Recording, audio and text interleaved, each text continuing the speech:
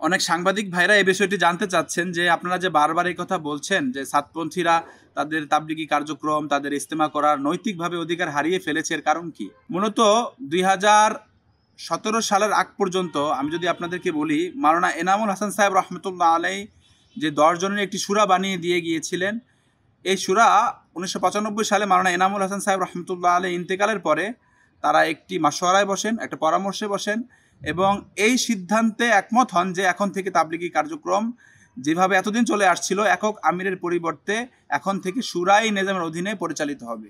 এবং সেই 10 জন শুরার ভিতরে মাওলানা সাদ সাহেবও একজন ছিলেন। ওনারা 1995 সাল থেকে 2017 সাল পর্যন্ত, অর্থাৎ মাওলানা সাদ সাহেবের আমির হিসাবে দাবি করার আগ পর্যন্ত ওনারাও লম্বা একটা সময় শুরাই নিজামের অধীনে থেকে তাবলিগের এই মেহনত করেন। হঠাৎ করে ওনার আমির ঘোষণা করার পর ওনাকে অনুসরণ করে তাবলিগের এই মূল মেহনত থেকে সাতপন্থীরা আলাদাভাবে তাবলিগি কার্যক্রম শুরু করেন, যেটাকে আমরা দেশবাসী সাতপন্থী নামে বা সাতপন্থী জামাত নামে চিনি এবং আপনারাও যে শব্দের সাথে পরিচিত। ওনারা যে বিষয়টি কখনো তাবলিগের ইতিহাসে ঘটেনি, অর্থাৎ কোনো মুসলমান ভাইয়ের উপর হামলা করতে পারে,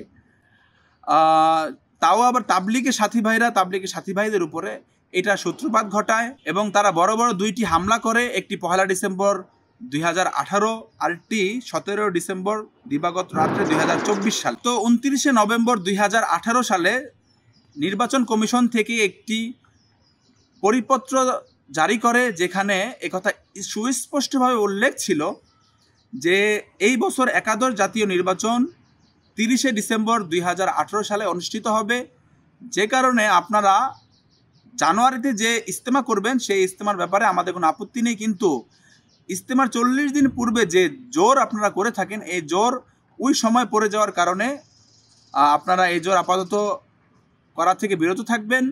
পরবর্তী সময় অর্থাৎ ইজতেমার পরে যদি আপনারা করতে চান করতে পারেন।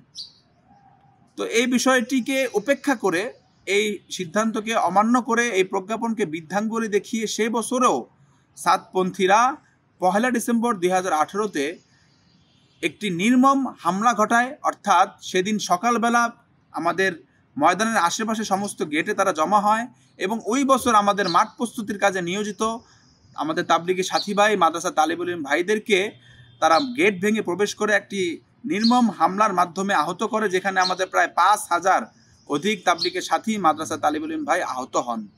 এবং এর পুনরাবৃত্তি ওনারা 2024 সালে 17 ডিসেম্বর দিবাগত রাত্রে করে। এই বছরও সরকারের পক্ষ থেকে প্রজ্ঞাপন ছিল এই বছর আমাদের 58তম বিশ্ব ইজতেমার যে মাঠ প্রস্তুতির কমিটি থাকবে, বিভাগীয় কমিশনার ঢাকার সমন্বয়ে গঠিত, আমরা শুরাই নিজামের সাথী ভাইরা ইজতেমা শেষ করার পরে 4 ফেব্রুয়ারি বেলা 3টায় তাদের নিকট মাঠ হস্তান্তর করব। এরপরে বিকেলে ওই কমিটি সাতপন্থীদেরকে মাঠ হস্তান্তর করার পরে সাতপন্থীরা মাঠে প্রবেশ করবে।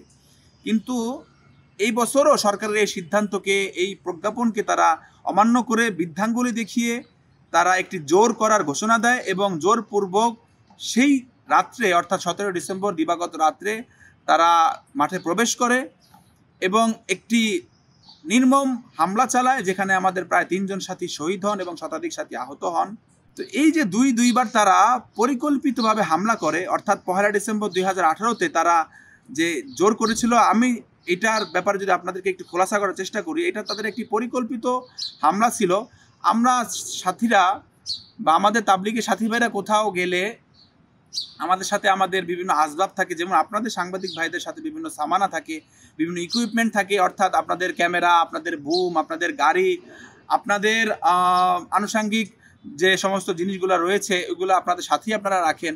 আমাদের তাবলিগের সাথীরাও কোথাও সফরে গেলে, কোথাও জোর বা ইজতেমার নামে জমা হলে আমরা আমাদের সাথে আমাদের সিট বেডিং, আমাদের মশারি, আমাদের হাঁড়ি পাতিল, আমাদের অন্যান্য আসবাবগুলো আমাদের সাথেই রাখি।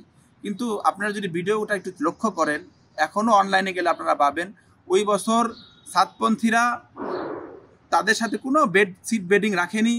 তাদের সাথে রেখেছিল সেগুলো হলো বিভিন্ন লাঠিসোঁটা, তাদের সাথীকে চিহ্নিত করার জন্য হাতে সবুজ বেজ পরিহিত অবস্থায় ছিল। তো জোরেই যদি তারা করবে তাহলে তাদের সিট বেডিং কোথায়, তাদের মশারি কোথায়, তাদের হাঁড়ি পাতিল কোথায়? আর তারা সরকারের সিদ্ধান্তকে কেনই বা অপেক্ষা করে এখানে জমা হলেন? এবং 17 ডিসেম্বর দিবাগত রাত্রেও যে হামলাটি করে তারা একটি পরিকল্পিতভাবে হামলা চালায়। তাদের এক শীর্ষ মুরব্বী তাদেরকে চিঠির মাধ্যমে যে জিনিসটি জানায় যে আপনারা যে সমস্ত আসবাব নিয়ে আসবেন তার ভিতরে একটি উল্লেখযোগ্য জিনিস থাকবে টর্চ লাইট। বর্তমানে ডিজিটাল বাংলাদেশ, যেখানে বিদ্যুৎ ঘাটতি হয় না, যেখানে লোডশেডিং হয় না, সেইখানে সকলের নিকট টর্চ লাইটের প্রয়োজনীয়তা কখন দেখা দেবে? যখন রাত্রের আধারে কোনো কিছু করার প্রচেষ্টায় তারা লিপ্ত হবে বা রাতের আধারে কোনো কিছু করার পরিকল্পনা তারা করবে, তখনই সকলের নিকট এই টর্চ লাইটের প্রয়োজনীয়তা দেখা দিবে। যেটা আমরা 17 ডিসেম্বর দিবাগত রাত্রে তাদের হামলার পরে এটা বুঝতে পারি টর্চ লাইট তাদেরকে কেন নিয়ে আসতে বলা হয়েছিল।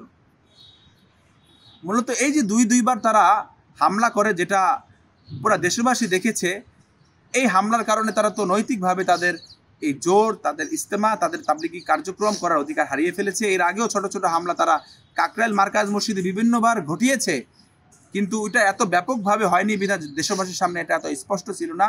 কিন্তু এখন তো পুরো দেশবাসীর কাছে জিনিসটা স্পষ্ট, দিবালোকের মতো পরিষ্কার। এবং হযরত ওলামায়ে কেরাম, তৌহিদি জনতা, তাবলিগের সাথী ভাই সকলের একটাই দাবি, তারা নৈতিকভাবে তাদের তাবলিগি কার্যক্রম, তাদের জোর ইস্তেমা করার অধিকার হারিয়ে ফেলেছে।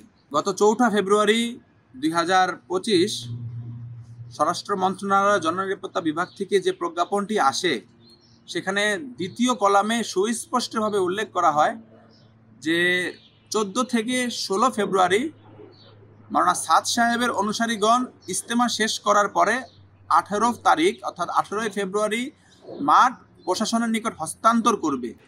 সাদ সাহেবের অনুসারীগণ আগামী বছর থেকে তাবলিগি কার্যক্রম টঙ্গীস্থ ইস্তেমা ময়দানে আর করতে পারবেন না।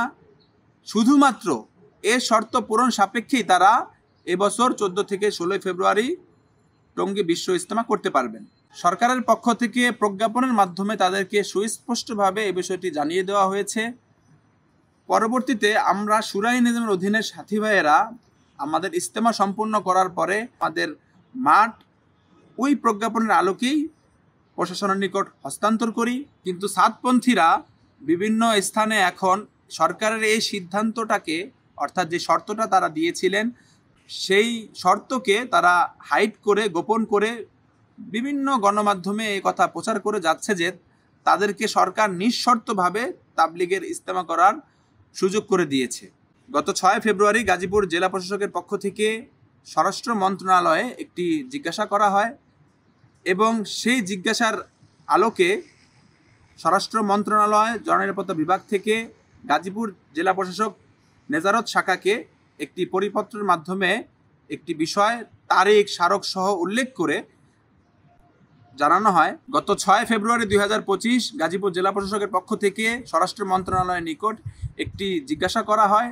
সেই জিজ্ঞাসার আলোকে স্বরাষ্ট্র মন্ত্রণালয় জননিরাপত্তা বিভাগ থেকে গাজীপুর জেলা প্রশাসক নেজারত শাখাকে একটি পরিপত্রের মাধ্যমে এ বিষয়ে জানানো হয়। তো মন্ত্রণালয় থেকে জেলা প্রশাসকের নিকট যেই পরিপত্রটি দেওয়া হয়, সেখানে মাঠ হস্তান্তরের বিষয়টি উল্লেখ করা হয়েছে। এখানে ইস্তেমার ব্যাপারে কোনো শর্ত বা অন্য কিছু এখানে উল্লেখ করা হয়নি। এবং সাংবাদিকদের করা প্রশ্নেও জেলা প্রশাসকের পক্ষ থেকে যিনি এসেছেন ওয়াহেদ সাহেব, উনি সরাসরি সাংবাদিক ভাইদেরকে যেটা জানালেন সেটা হলো, আমরা স্বরাষ্ট্র মন্ত্রণালয়ের চিঠির আলোকেই সাতপন্থীদেরকে 14, 15, 16 তারিখ ইস্তেমার আয়োজনের নিমিত্তে মাঠ হস্তান্তর করছি এবং অত্র প্রশাসন 18 তারিখ তাদের নিকট হতে মাঠ বুঝে নেবেন।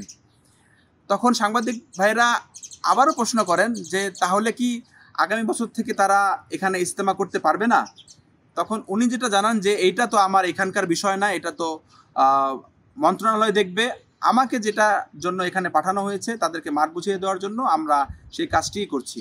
এবং সাতপন্থীদেরকেও যখন সাংবাদিক ভাইরা বিভিন্ন প্রশ্ন করেন যে আপনারা কি এইবারই শেষ ইস্তেমা করতেছেন, এরপরে আর এই ইস্তেমা করবেন না, এটার জন্যই আপনারা মাঠ বুঝে নিচ্ছেন, এই শর্ত কি আপনারা মেনে নিচ্ছেন কিনা, তখন তাদের পক্ষ থেকেও কোনো সুনির্দিষ্ট জবাব তারা দেয়নি, যেটার ভিডিও এখনও আপনারা বিভিন্ন গণমাধ্যমে গেলে, অনলাইনে গেলে পাবেন। পরবর্তীতে সাতপন্থীরা বিভিন্ন গণমাধ্যমে এই জিনিসটি প্রচার করা শুরু করে, এই জিনিসটি প্রেস রিলিজ আকারে পাঠায় যে এবার শর্তহীনভাবে সাতপন্থীরা ইস্তেমা করতে যাচ্ছে, যেটা কয়েক জায়গায় নিউজও হয়েছে। পরবর্তীতে যদিও কিছু জায়গায় আবার এটা কারেকশনও করেছে যে এই বছর শর্তহীনভাবেই সাতপন্থীরা ইস্তেমা করতে যাচ্ছে। এটা আসলেও ভুল, এটা তাদের পক্ষ থেকে একটি নিজস্ব মতামত। গভর্নমেন্টের পক্ষ থেকে, মন্ত্রণালয়ের পক্ষ থেকে, সরকারের পক্ষ থেকে যে বিষয়টি জানানো হয়েছে সেটা আমি আবারও বলবো, এবং যেটা প্রজ্ঞাপনও আপনারা চাইলে আমরা আবারও আপনাদেরকে দিতে পারি যে এই বছরই সাতপন্থীরা শেষ ইস্তেমা টঙ্গী ময়দানে করবে, এরপরে তারা আর কোনো ইস্তেমা মাঠে করবে না। এই শর্ত পূরণ সাপেক্ষেই তারা এবার 18তম বিশ্ব ইজতেমা টঙ্গী ময়দানে করতে যাচ্ছেন।